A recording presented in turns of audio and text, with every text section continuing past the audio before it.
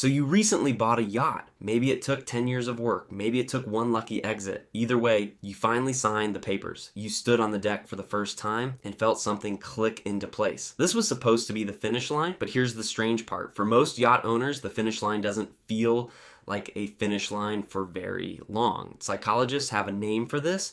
It's called hedonic adaptation. Your brain is built to notice change, not to notice state. The first time you step onto 40 feet of teak decking with your name etched into the hull, your brain lights up. It feels new. It feels earned. But brains are lazy in a very specific way. They stop rewarding you for things that stay the same. Give it 3 months. The yacht that once felt like a miracle starts to feel like furniture. Expensive furniture, but furniture. Researcher Philip Brickman studied this exact pattern back in the 1970s, looking at lottery winners instead of yacht owners.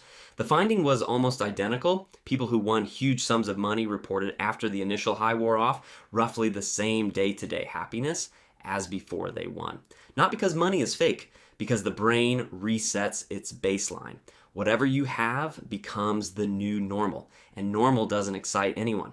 Now layer on the actual logistics of yacht ownership, because this is the part nobody posts about. There's an old rule in the boating world. If you have to ask how much it costs to maintain a yacht, you probably shouldn't own one.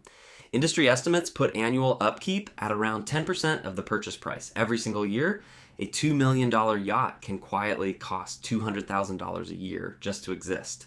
Docking fees, fuel, insurance, a crew if it's big enough to need one.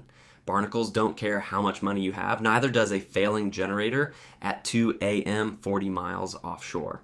So why do people keep buying them? Economist Thorstein Veblen had a theory for this over a century ago, long before yachts as we know them existed. He called it conspicuous consumption, the idea that certain purchases aren't really about the object at all, they're signals. A yacht isn't just a boat, it's a visible, expensive, hard to fake message to everyone around you. Look at what I can afford to waste. And that signal works for a while.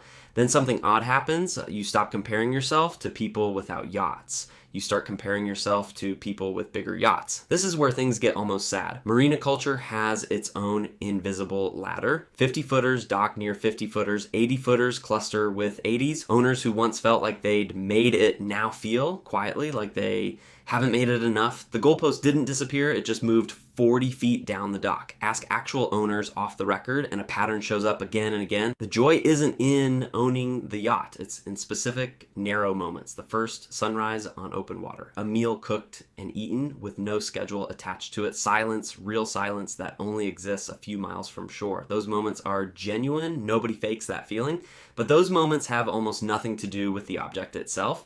You could get something close to that same feeling from a rented sailboat for a weekend at a fraction of the cost. Without the 10% a year and the crew payroll and the depreciation curve, which raises the real question underneath all of this. Are you buying the yacht for the feeling, or are you buying it to prove something to a version of yourself that stopped needing proof a long time ago? Most owners, if they're honest, admit the second one shows up more often than they'd like. None of this means yachts are a scam or that owning one is foolish. Plenty of owners genuinely love the lifestyle, the maintenance and all, but the psychology is consistent enough to name. The excitement fades faster than the bill does. The comparison never really stops. And the moments that actually feel like freedom were usually available all along quietly, without the paperwork.